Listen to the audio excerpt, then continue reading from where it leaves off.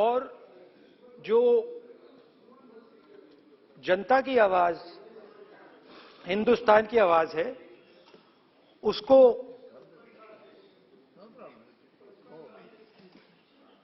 गहराई से सुनने का मौका मिला।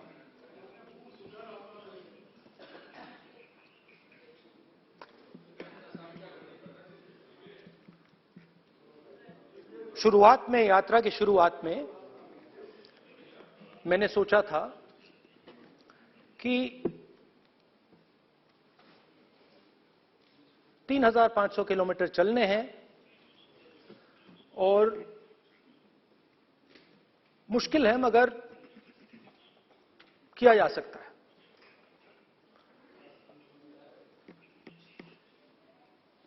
आप भी राजनेता हो, हम भी राजनेता हैं। हाँ, सेवक कह लीजिए। और नॉर्मली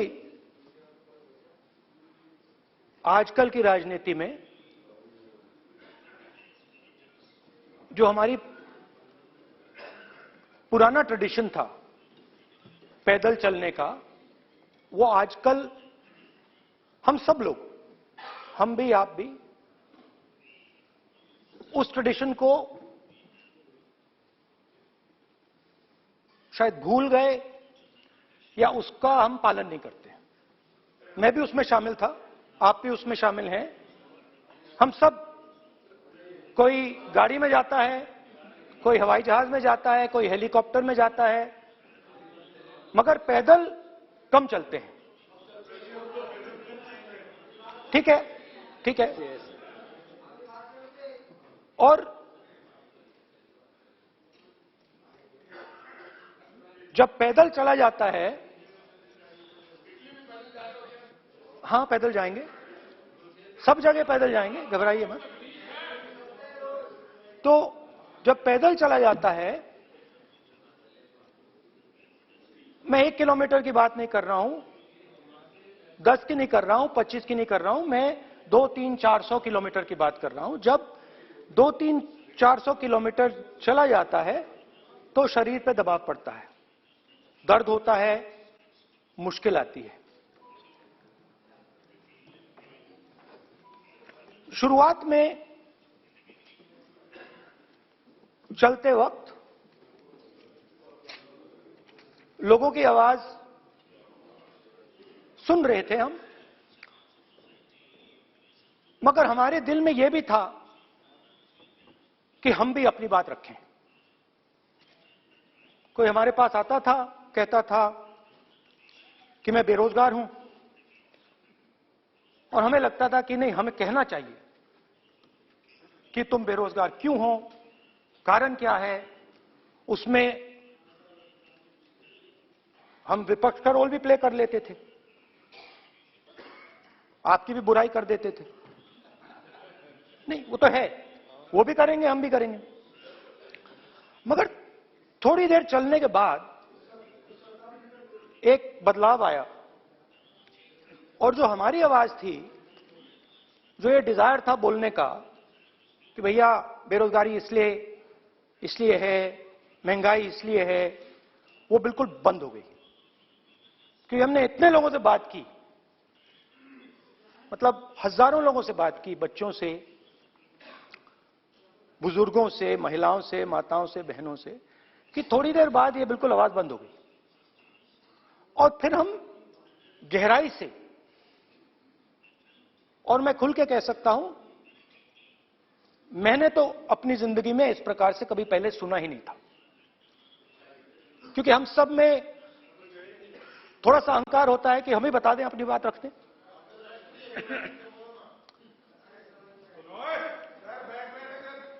तो आस्ते आस्ते जब हम चले 500-600 किलोमीटर बाद, जनता की आवाज गहराई से सुनाई देने लगी, और एक प्रकार से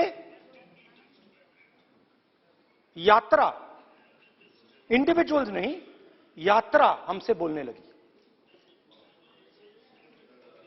नहीं, गहरी बात है, समझ जाएगा आप। आप समझने की कोशिश करो, यात्रा हमसे बोलने लगी। 200 किलोमीटर आप चलने की कोशिश करिए, पता चल जाएगा। और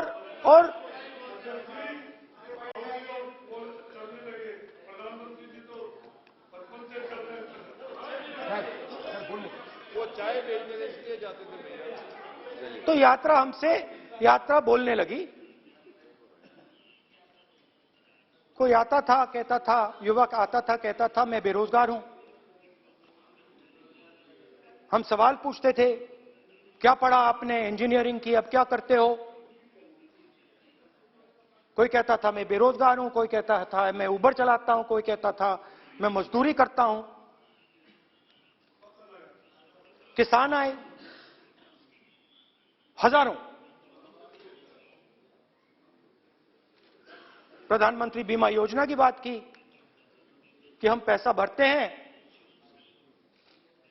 तूफान आता है, आंधी आती है, पैसा गायब हो जाता है।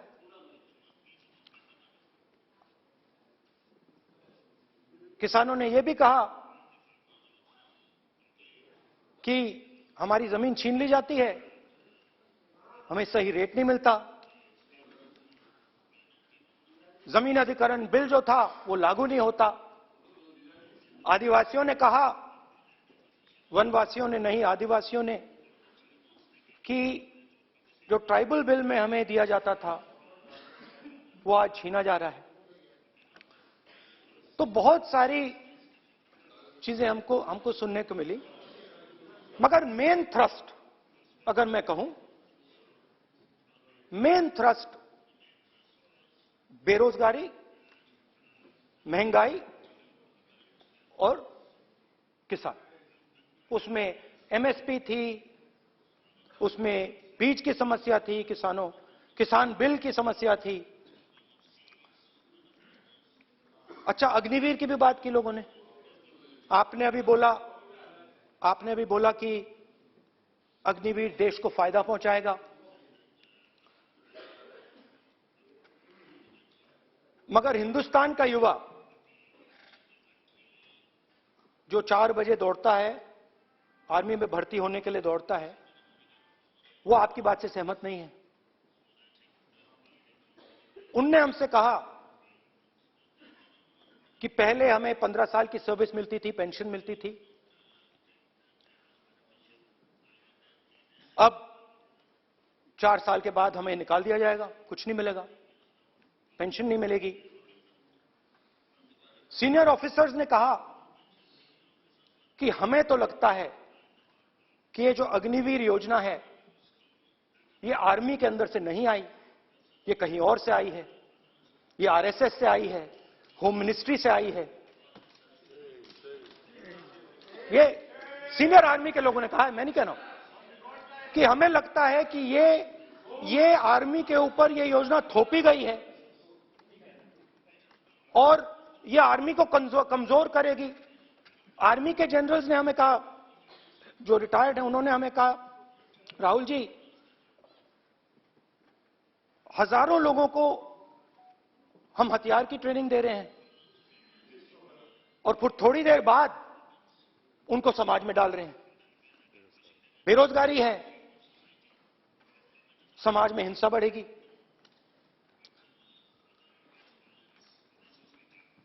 तो उनके मन में था कि ये जो अग्निवीर योजना जो है, ये आर्मी के अंदर से नहीं आई है। और मुझे नाम भी बताया कि अजीत डोभाल जी ने ये योजना आर्मी पे थोपी है। क्यों नहीं ले सकते? क्यों नहीं ले सकते? बिल्कुल ले सकते हैं, पार्लियामेंट में थोड़ी है वो। क्यों नहीं ले सकते? क्या बात कर रहे हैं? सर, ये तर्क है, बाद में अडानी के लिए भी यही बोलने वाले हैं, फिर ये तर्क है इनका।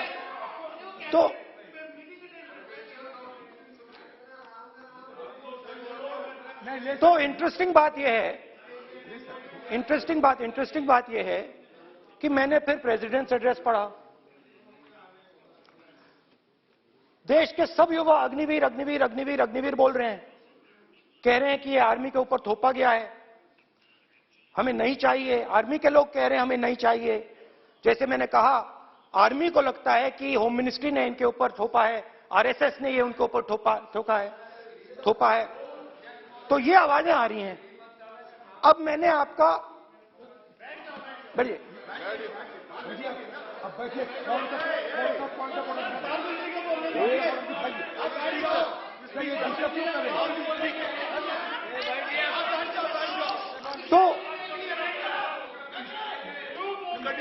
तो एक फर्क, ये थोड़ा पानी ले आओगे, मैंने पानी, तो मुझे एक फर्क दिखा। प्रेसिडेंट्स एड्रेस में बहुत सारी चीजें बोली गई। अग्निवीर के लिए एक लाइन थी, एक शब्द, एक बार अग्निवीर शब्द का प्रयोग किया गया, और वो भी अग्निवीर योजना हमने दी, उससे ज्यादा कुछ नहीं बोला। कहां से आई, कौन लाया, किसको फायदा होगा, ये नहीं बोला। बेरोजगारी शब्द ही नहीं था उसमें। आपने देखा होगा, बेरोजगारी शब्द ही नहीं था प्रेसिडेंट एड्रेस में। महंगाई शब्द ही नहीं था। तो जो यात्रा में हमें सुनने को मिला, अग्निवीर, महंगाई, किसान, बेरोजगारी, प्रेसिडेंट एड्रेस में था ही नहीं। तो ये मुझे थोड़ा अजीब लगा कि जनता कुछ कह रही है और प्रेसिडेंट एड्रेस में कुछ और सुनाई दे रहा है। अच्छा, एक और चीज हमें बताई गई। तमिलनाडु से लेकर केरला, महाराष्ट्र, मध्य प्रदेश, सब जगह एक नाम सब जगह हमें सुनने को मिला, अदानी। यह नाम पूरे हिंदुस्तान में, केरल में, तमिलनाडु में, महाराष्ट्र, कर्नाटका, हिमाचल, कश्मीर, सब जगह अदानी, अदानी, अदानी, अदानी, अदानी।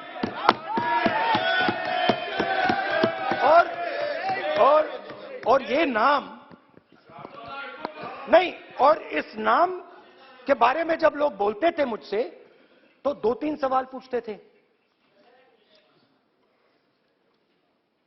ये पूछते थे कि ये जो अदानी जी हैं, ये किसी भी बिजनेस में घुस जाता है, ये सफलता प्राप्त कर जाता है, ये कभी फेल नहीं होता। और युवाओं ने मुझसे यह सवाल पूछा कि भाई ये हो क्या रहा है, हम भी सीखना चाहते हैं। मोदी जी ने कहा स्टार्टअप करो, हम भी अदानी जी जैसे बनना चाहते हैं कि भैया किसी भी बिजनेस में घुस जाओ और एकदम सक्सेस हो जाए। यह पहला सवाल था। दूसरा सवाल था कि ये अदानी जी हैं, ये किसी भी बिजनेस में घुस जाते हैं। पहले ये 1-2 बिजनेस करते थे, अब ये 8-10 सेक्टर्स में काम करते हैं। Airports, data centres, cement, solar energy, wind energy, aerospace and defence, consumer finance, renewables, media. तो उन्होंने मुझसे पूछा कि राहुल जी, हाँ बेटे, हाँ, धन्यवाद। पोर्ट्स की बात भी थी। ये भी सवाल पूछा, कि भैया एक बात बताइए, राहुल जी बताइए हमें कि अदानी जी का जो नेटवर्थ है वो 3 साल के अंदर, नहीं सॉरी, 2014 से लेकर 2022 तक ये $8 बिलियन से $140 बिलियन कैसे हो गया? कैसे हुआ? मोदी है तो मुमकिन। ये 2014 में अगर आप दुनिया की, मुस्कुरा रहे हैं आप, बीजेपी में है ना आप, तो ये लिस्ट आती है, एक लिस्ट आती है दुनिया के सबसे अमीर लोगों की। इस पे ये 609 नंबर पे थे 14 में। 609 609 पीछे बिल्कुल। पता नहीं जादू हुआ, दूसरे नंबर पे पहुंच गए। मोदी है तो मुमकिन है।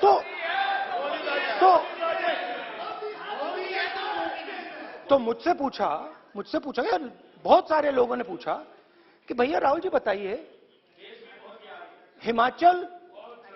हिमाचल में सेब की बात होती है, अदानी जी। कश्मीर में सेब की बात होती है, अदानी जी। पोर्ट्स की बात होती है, अदानी जी। एयरपोर्ट्स की बात होती है, अदानी जी। इंफ्रास्ट्रक्चर, अच्छा हम सड़क पे चल रहे हैं, मैं पूछूं किसने बनाई, अदानी जी। तो लोगों ने यह भी पूछा कि राहुल जी, ये जो अदानी जी जो हैं, इनकी सफलता कैसे हुई, ये इतने बिजनेसेस में कैसे घुस गए, इतनी सफलता कैसे प्राप्त हुई, और सबसे जरूरी सवाल, इनका हिंदुस्तान के प्रधानमंत्री के साथ क्या रिश्ता है और कैसा रिश्ता है, देश जानना चाहता है। तो देश जानना चाहता है। ये देखिए रिश्ता, ये देख लीजिए। प्लीज पोस्टर, माननीय सदस्य, पब्लिक में सर, माननीय सदस्य पोस्टर नहीं, प्लीज पोस्टर नहीं। पोस्टर नहीं है सर। देखिए आप बैठिए, एक मिनट बैठिए। आप पोस्टरबाजी करेंगे तो इधर कहेंगे राजस्थान के मुख्यमंत्री का पोस्टर चुकाएंगे। पोस्टरबाजी के लिए सदन नहीं है। आप बात करें, पोस्टरबाजी नहीं। स्पीकर सर, आप वरिष्ठ सदस्य हैं, स्पीकर सर, तो पोस्टरबाजी उचित नहीं है। स्पीकर सर, पोस्टरबाजी उचित नहीं है, प्लीज। राजस्थान के मुख्यमंत्री, ये सच्चाई है। मीडिया, चलिए पोस्टर नहीं, प्लीज। वो लिख दे दो मुझे। हाँ, आ गया। Just right it neatly. तो नहीं स्पीकर सर, वो फोटो है सर, वो पोस्टर नहीं है। आप वरिष्ठ सदस्य हैं, प्राइम मिनिस्टर की फोटो है सर, उसमें नियम में बहुत नहीं है। उनका अच्छा चेहरा सदन ने दिख रहा नियम है। बनाया है। उनके वहां पे उनके पीछे अदानी का लोगो है, अदानी जी के हवाई जहाज में घुस रहे हैं। तो मैंने सोचा कि आज के प्रेसिडेंट्स एड्रेस में मैं थोड़ा जो नरेंद्र मोदी जी का और अदानी जी का रिश्ता है उसके बारे में आपको थोड़ा बता देता हूं। प्लीज प्लीज बताइए। तो वो आप बता देना।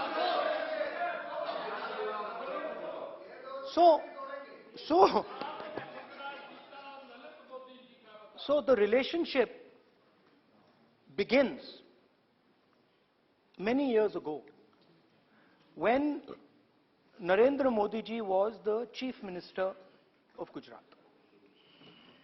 And when most of India's business was asking questions of the Prime Minister, was against the Prime Minister, one man stood shoulder to shoulder with the Prime Minister. Didn't back down. That's commendable. It's not a joke. He was loyal to the Prime Minister. And what did he do? He helped Mr. Modi construct the idea of resurgent Gujarat.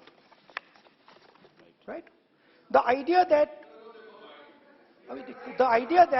you bring these businessmen together, and you call it resurgent Gujarat, vibrant Gujarat, they're both. And he was the backbone in setting up that group of people. Okay? And the result of that was tremendous growth of his businesses in Gujarat. Expansion of his businesses. I think then the real magic starts. जब प्रधानमंत्री जी दिल्ली आते हैं और 2014 में असली जादू शुरू होता है। मैंने कहा कि 2014 में वो 609 नंबर पे थे, कुछ ही सालों में वो दूसरे नंबर पे पहुंच गए। कैसे पहुंचे? मैं आपको, बहुत सारी इंडस्ट्रीज में काम करते हैं, मैं आपको 2-3 इंडस्ट्रीज का उदाहरण दे देता हूं। एयरपोर्ट इंडस्ट्री की बात, एयरपोर्ट्स की बात करते हैं।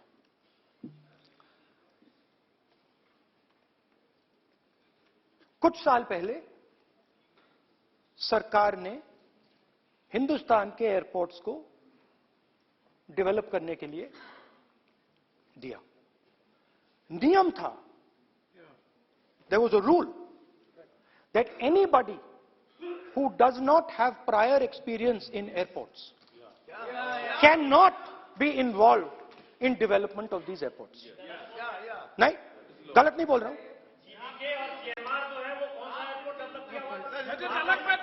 आप बैठ जाइए।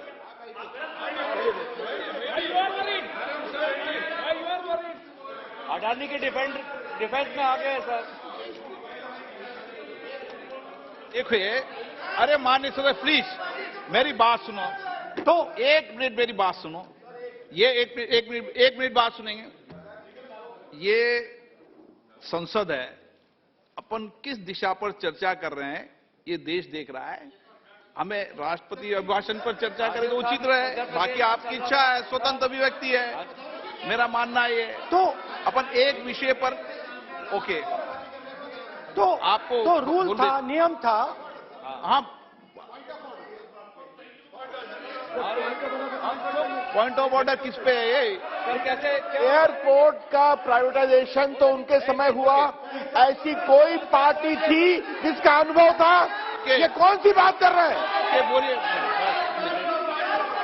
ओके प्लीज ओके, बोलने दे आपको नेता को, तो बोलने दे आपको नेता को। रूल था, प्लीज बोलने दे। रूल था कि अगर कोई एयरपोर्ट बिजनेस में नहीं था तो वो इन एयरपोर्ट्स को ले नहीं सकता था। इस रूल को हिंदुस्तान की सरकार ने बदला। किसी ने भी बनाया हो, रूल था। किसी ने भी बनाया हो, रूल था। रूल बनाया किसने बात नहीं है, रूल बदला किसने बात है। रूल बदला गया।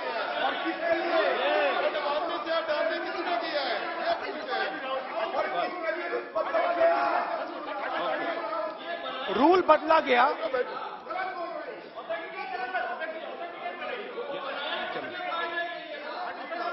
चलता रहेगा क्या सर? रूल को बदला गया। सर बोलने दीजिए। करना चाहिए सर, ऑथेंटिकेट करना चाहिए। चलिए आप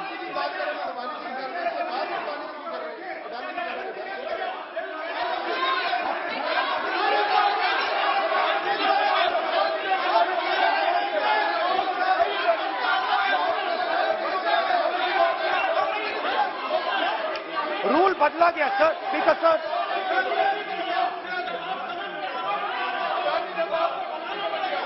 बैठे।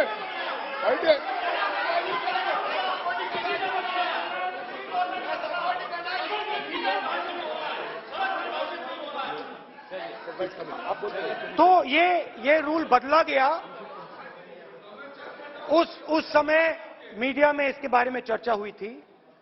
रूल बदला गया और अदानी जी को 6 एयरपोर्ट्स दिए गए। उसके बाद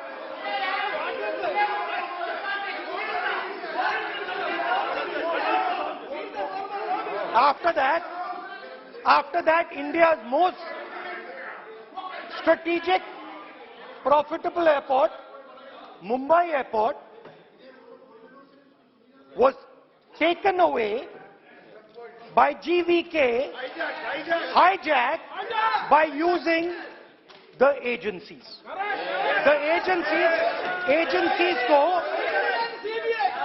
CBI, ED का प्रयोग कर GVK पर दबाव डालकर हिंदुस्तान की सरकार ने उस एयरपोर्ट को अदानी जी के हाथों में कर दिया। रिजल्ट क्या आया? रिजल्ट आया कि एयरपोर्ट्स में आज अदानी जी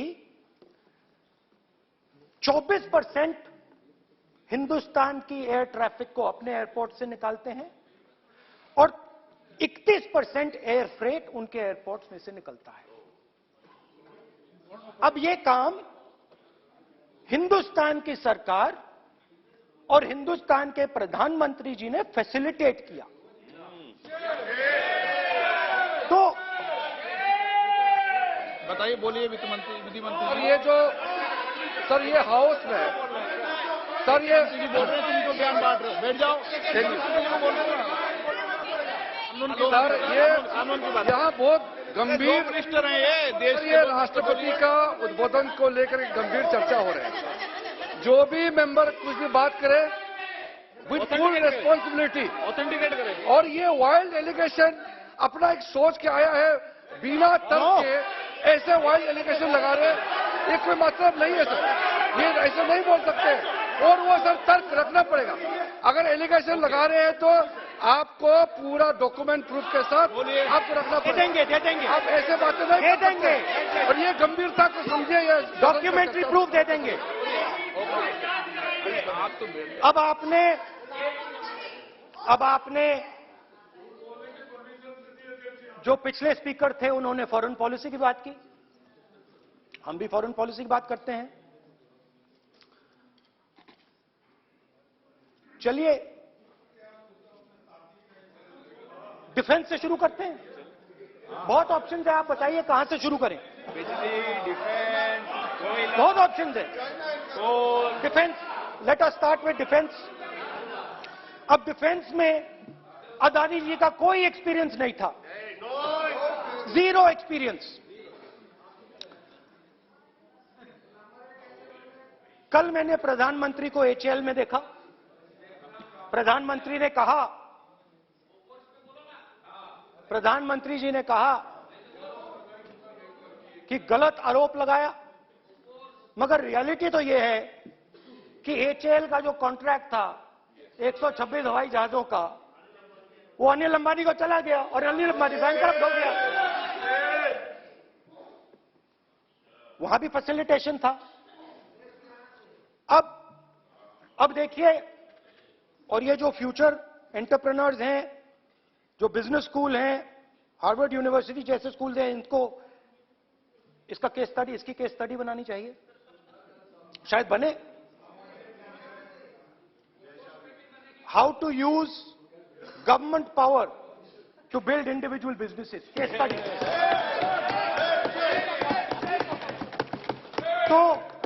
तो अब देखिए, अदानी जी की डिफेंस में इंटरेस्ट देखिए।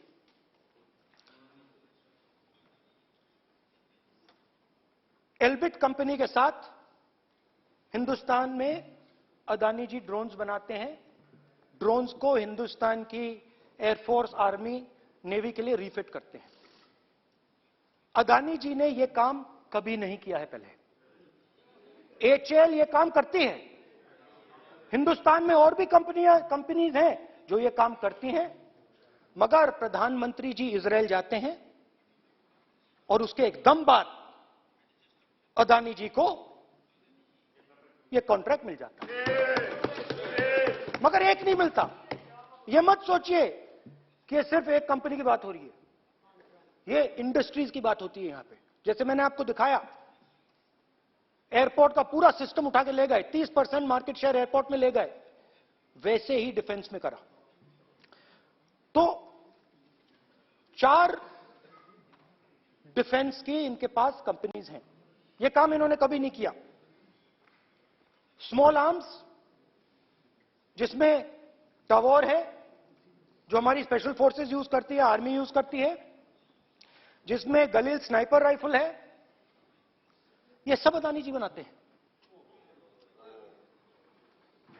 सीधा स्ट्रेट इजराइल में प्राइम मिनिस्टर जाते हैं, प्राइम मिनिस्टर के साथ वहां पे मतलब बीच में पैदल चलते हैं और फिर जादू से पीछे से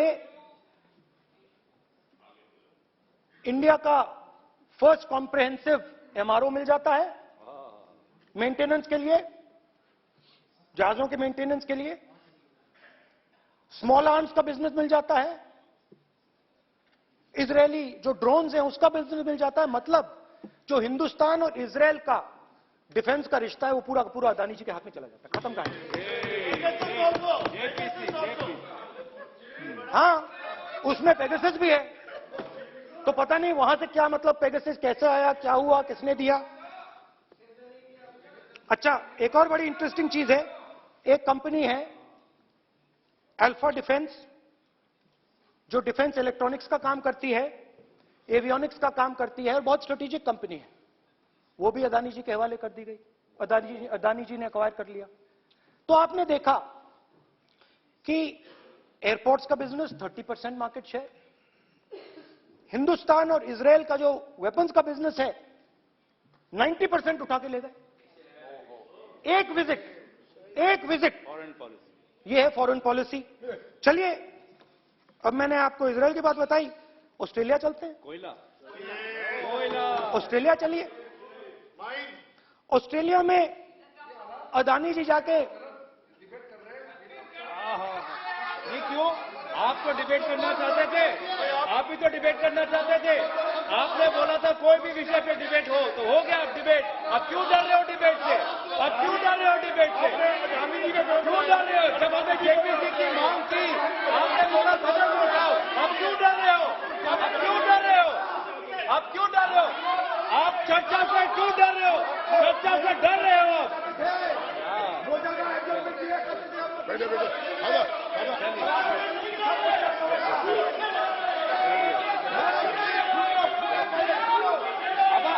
अब सुनना पड़ेगा, अब सुनना पड़ेगा,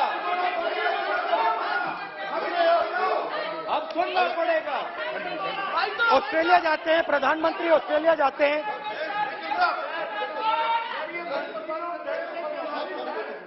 प्रधानमंत्री ऑस्ट्रेलिया जाते हैं,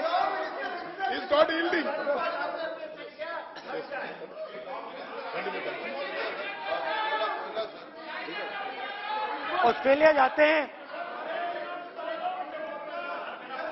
कैब नंबर बताएं। 369। सर ये क्या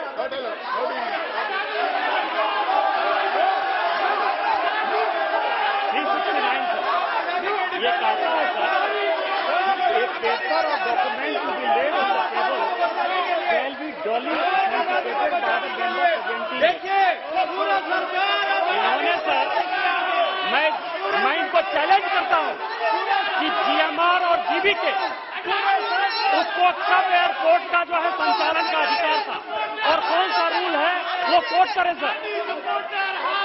किस रोल के आधार पर ये इनको मैं चैलेंज करता हूं, पूरी कांग्रेस पार्टी को चैलेंज करता हूं कि जीएमआर और जीबीके को कौन सा एयरपोर्ट चलाने का लाइसेंस जब दिया तो उनको उसका नॉलेज था।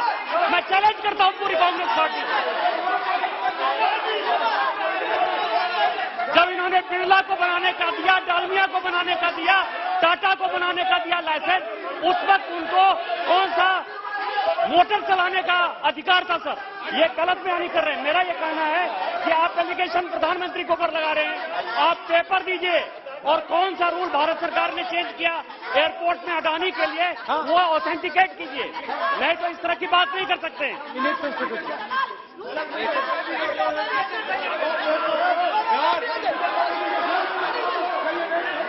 करना पड़ेगा, ऑथेंटिकेट करना पड़ेगा। राहुल गांधी जी, आपको ऑथेंटिकेट करना पड़ेगा। आप ऐसा नहीं बोल सकते हवा में, आप हवा में बोल रहे हो और प्रधानमंत्री जी पर आरोप लगा रहे हो। आपको ऑथेंटिकेट करना ही पड़ेगा। आप ऐसे ही बोल रहे हो कि जीएमआर का, जीवीके का समय रूल हाँ कहा था, रूल कोई रूल नहीं था। आपको यू हैव टू ऑथेंटिकेट, और ऑथेंटिकेट करके ही रखना पड़ेगा आपको। पहले रखिए और उसके बाद आगे बात करने देंगे, नहीं तो माफी मांगिए देश से। आप प्रधानमंत्री जी पर आरोप लगा रहे हैं। सर बोलने दीजिए। अनाप शनाप आरोप लगा रहे हैं, बिना किसी डॉक्यूमेंट के आरोप लगा रहे हैं प्रधानमंत्री जी पे। रूल 353 सर, रूल 353 किया है Sir. no allegation of defamatory or incriminatory nature shall be made unless you have given notice. छोड़िए, वो तो प्रधानमंत्री के खिलाफ एलिगेशन लगा रहे हैं बिना नोटिस दिए, बिना कोई डॉक्यूमेंट दिए। सर, ये रिकॉर्ड पर नहीं आना चाहिए सर, ये बिल्कुल रूल का उल्लंघन है। और क्या क्या बातें वो कह रहे हैं सर, मैं उसको रिपीट नहीं करना। Reckless allegation, baseless allegation, in violation of rules, sir ये स्वीकार नहीं होना चाहिए। ओके सर, लेट अस एक सब बैठिए। ऑस्ट्रेलिया पीएम जाते प्लीज हैं। बैठिए, आप प्लीज बैठिए। वरिष्ठ वकील साहब बैठिए। ऑस्ट्रेलिया जाते हैं। एक मिनट राहुल जी, एक मिनट। नियम 369 भी मैंने देखा है, 333 भी देखा है। मेरा आग्रह है, सदन भारत की संसद है, हम एक ही विषय पर सारी राष्ट्रपति की चर्चा लगाए, ये उचित है क्या? फिर आपको बोलना बोले नहीं, स्पीकर गलत तरीका है। राहुल गांधी जी, आप बोल नहीं, गलत तरीका है। क्या देश को संदेश देना चाहते हैं आप? क्या संदेश देना चाहते हैं देश को? चलिए राहुल गांधी जी। ऑस्ट्रेलिया में प्रधानमंत्री जाते हैं। आप बोलिए सर, स्पीकर सर, प्रधानमंत्री जी ऑस्ट्रेलिया जाते हैं और जादू से State Bank of India $1 billion loan Adani ji को ऑफर कर देता है। सर, इसका भी डॉक्यूमेंट जरूरी है क्या, बताओ? मोदी जी, आपका सरकार की बात है। अधीर प्लीज। उसके बाद मैं उदाहरण दे रहा हूं, पूरी दुनिया में मोदी जी जाते हैं, घूमते हैं, तो मैं बता देता हूं क्या होता है वहां पे। बांग्लादेश में गए, हाँ काम पे ही जा रहे हैं, वही तो बोल रहा हूं, काम पे जा रहे हैं। बांग्लादेश जाते हैं, मोदी जी की पहली ट्रिप होती है बांग्लादेश में। वहां पे बांग्लादेश को इलेक्ट्रिसिटी बेचने का डिसीजन लिया जाता है। कुछ ही दिन बाद बांग्लादेश पावर डेवलपमेंट बोर्ड 25 साल का कॉन्ट्रैक्ट अदानी जी के साथ साइन कर देता है। 1500 मेगावाट इलेक्ट्रिसिटी का कॉन्ट्रैक्ट अदानी जी। चलिए वहां से श्रीलंका चलते हैं।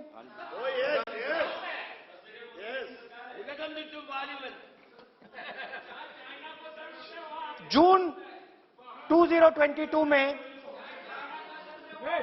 Chairman of Sri Lanka's Ceylon Electricity Board, MMC Fernando, informed a parliamentary committee in Sri Lanka in open hearing that he was told by President Rajapaksa that PM Modi pressured him to give the wind power project directly to Mr. Adani.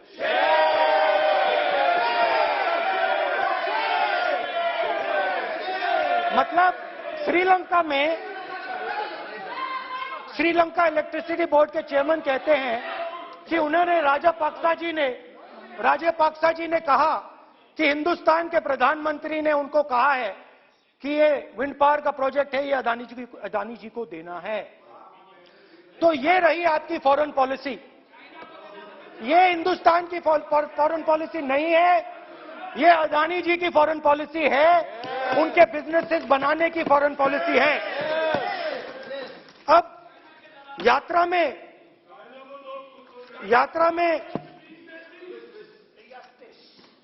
में मुझसे 2-3 और सवाल पूछे गए। यात्रा में लोगों ने मुझसे पूछा, राहुल जी ये जो LIC कंपनी है, इसका पैसा अदानी जी की मदद करने के लिए क्यों डाला जा रहा है? उन्होंने यह भी पूछा कि अदानी जी के जो शेयर्स हैं बड़े वोलेटाइल हैं, उसमें LIC का पैसा क्यों डाला जा रहा है? तो मेरा कहना है कि एक सेकंड, मेरा कहना है कि अदानी जी की मदद प्रधानमंत्री जी और हिंदुस्तान की सरकार कैसे करती है? हजारों करोड़ रुपए हिंदुस्तान के public sector banks Adani ji को मिलता है। 27,000 करोड़ रुपए SBI, PNB 7,000 crore, bank of Baroda 5,500 crore, ये मैं लिस्ट चलती जाएगी। एलआईसी का एक्सपोजर 36,000 करोड़ रुपए, 3 crore SBI and other PSU bank holders. Money is going to Mr. Adani and to finance.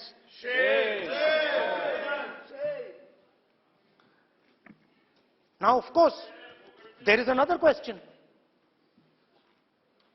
तो मदद कैसे हो रही है? हिंदुस्तान के पब्लिक सेक्टर बैंक्स का पैसा, एलआईसी का पैसा नरेंद्र मोदी जी, अदानी जी को दिया जा रहा है। अगर कोई सामने खड़ा हो जाता है, जैसे जीवी के लोग खड़े हुए, ईडी, सीबीआई एजेंसीज आ जाती हैं, उनको परे कर देती हैं। तेलंगाना में भी एक पोर्ट का उदाहरण था, आंध्रा, सॉरी। मगर मेन सवाल और सबसे इंटरेस्टिंग सवाल दूसरा है। कुछ दिन पहले ये हिंडनबर्ग रिपोर्ट आई, उसमें लिखा था कि अदानी जी की हिंदुस्तान के बाहर शेल कंपनीज हैं। ये जो शेल कंपनीज हैं, सबसे पहला सवाल है, ये हैं किसकी? ये किसकी हैं मॉरिशस में जो शेल कंपनीज हैं? और ये जो हजारों करोड़ रुपया ये शेल कंपनीज हिंदुस्तान में भेज रही हैं, ये किसका पैसा है? और क्या ये काम अदानी जी फ्री में कर रहे हैं? अब मैं ये सवाल क्यों पूछ रहा हूं? क्योंकि अदानी जी स्ट्रेटेजिक बिजनेसेस में काम करते हैं। अदानी जी हिंदुस्तान के पोर्ट्स को डोमिनेट करते हैं। अदानी जी हिंदुस्तान के एयरपोर्ट्स को डोमिनेट करते हैं। और जैसे मैंने कहा, अदानी जी हिंदुस्तान की डिफेंस इंडस्ट्री में बहुत जरूरी रोल प्ले करते हैं। तो मेरा पहला एक छोटा सा सवाल है कि जो शेल कंपनीज हैं, इनके बारे में हिंदुस्तान की सरकार ने कोई सवाल नहीं उठाया? ये कौन लोग हैं? ये किनकी कंपनीज हैं? ये स्ट्रेटेजिक मामला है, पोर्ट्स का मामला है, एयरपोर्ट्स का मामला है, डिफेंस का मामला है। और जो कंपनी इन स्ट्रेटेजिक एरियाज में काम कर रही है, उनके बारे में आपको मालूम ही नहीं।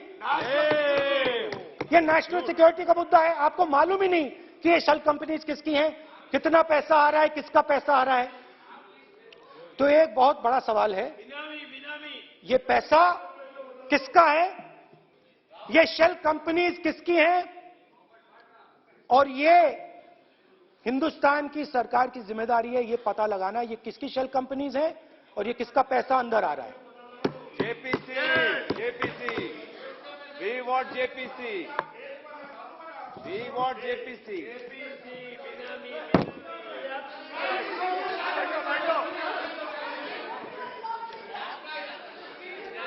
अच्छा,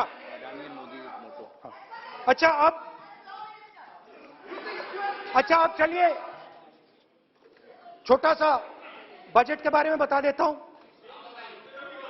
2022 में अदानी जी अनाउंस करते हैं कि वो $50 बिलियन इन्वेस्ट करेंगे to build the world's largest green hydrogen ecosystem.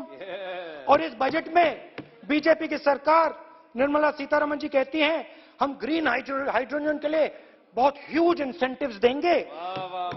19,700 crore रुपए हम ग्रीन हाइड्रोजन के लिए देंगे, मतलब अदानी जी को देंगे। जुगलबंदी बजट में अदानी जी के लिए 50 नए airport, coastal shipping, horticulture, grain storage, ये सब काम आप कर रहे हैं। तो मेरे सिर्फ कल प्रधानमंत्री जी कल भाषण देंगे, मेरे उनसे 2-3 छोटे से सवाल हैं। मेरा प्रधानमंत्री जी से 2-3 सवाल हैं।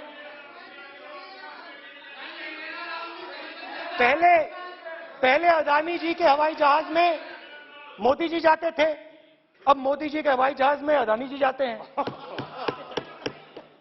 पहले लोकल मामला था, फिर नेशनल मामला हो गया, उसके बाद इंटरनेशनल मामला हो गया। अदानी जी के लिए बोरिस जॉनसन का बेटा काम करता है, आपको पता नहीं, मालूम है या नहीं मालूम? भाई सॉरी, नहीं बेटा भी, भाई काम करता है।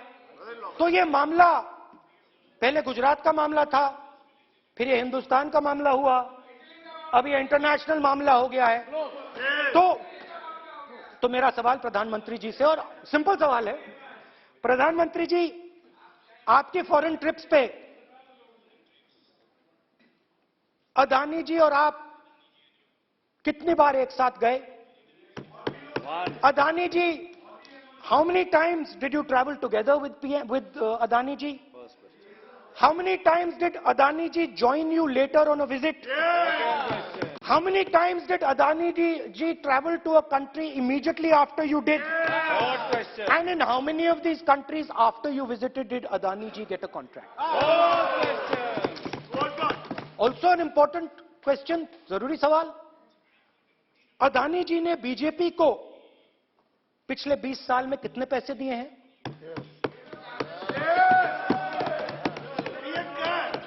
इलेक्टोरल बॉन्ड्स में कितना पैसा दिया है?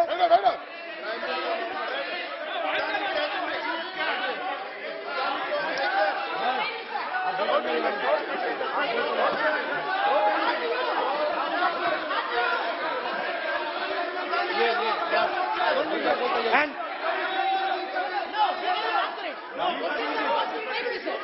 questions are posed to Prime Minister, please. Sir, खत्म करने दीजिए सर। कंक्लूडिंग। और बहुत सुंदर तरीके से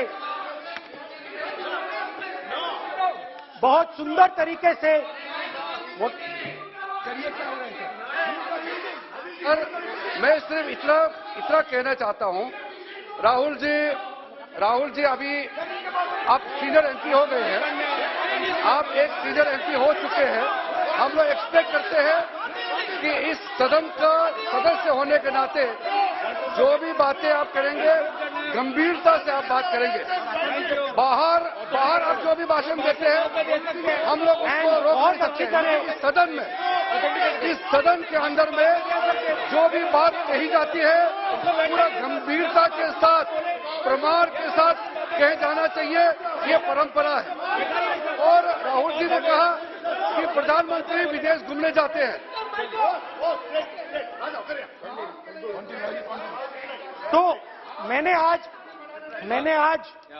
वो जो युवाओं ने मुझसे सवाल पूछा था कि अदानी जी की इतनी बिजनेस एक्यूमेंट कहां से आई, इतने अलग अलग सेक्टर्स में अदानी जी ने कैसे सक्सेस प्राप्त की, अदानी जी के बारे में पूरी दुनिया को स्टडी करनी चाहिए, हार्वर्ड यूनिवर्सिटी को स्टडी करनी चाहिए कि पॉलिटिक्स के बीच में और बिजनेस के बीच में कैसा रिश्ता होता है। India is a case study and prime minister Narendra Modi should be given a gold medal in this. Now बहुत अच्छी तरह बीजेपी के जो पिछले स्पीकर थे उन्होंने मेरे भाषण को इंकैप्सुलेट किया मेरे लिए बहुत अच्छी तरह। आपने जो मैं सोच रहा था आपने उससे और भी अच्छी तरीके से बोल दिया। Coming together is a beginning, keeping together is progress, working together is success. Adani ji and Narendra Modi ji, thank you.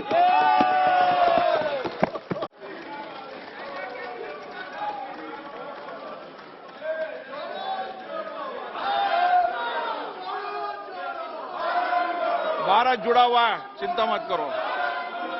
Shrimati Kanimozhi,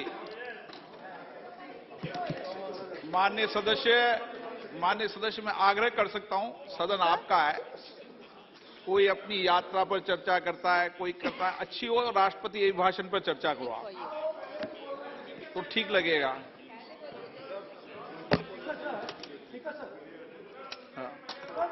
ये एक बात पे चर्चा नहीं हुई है, ये अलग अलग इंडस्ट्रीज पे, अलग अलग बिजनेसेस पे और इंटरनेशनल अफेयर्स पे डिस्कशन हुआ है।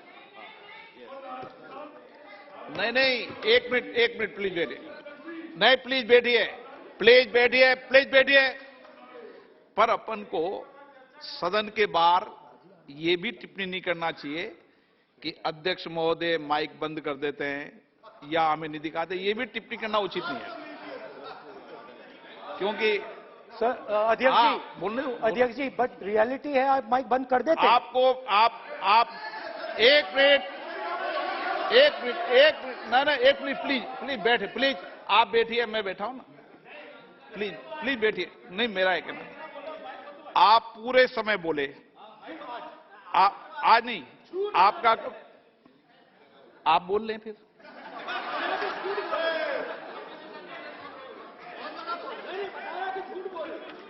आप पूरे, ठीक है, थैंक यू। कनिमोझी जी।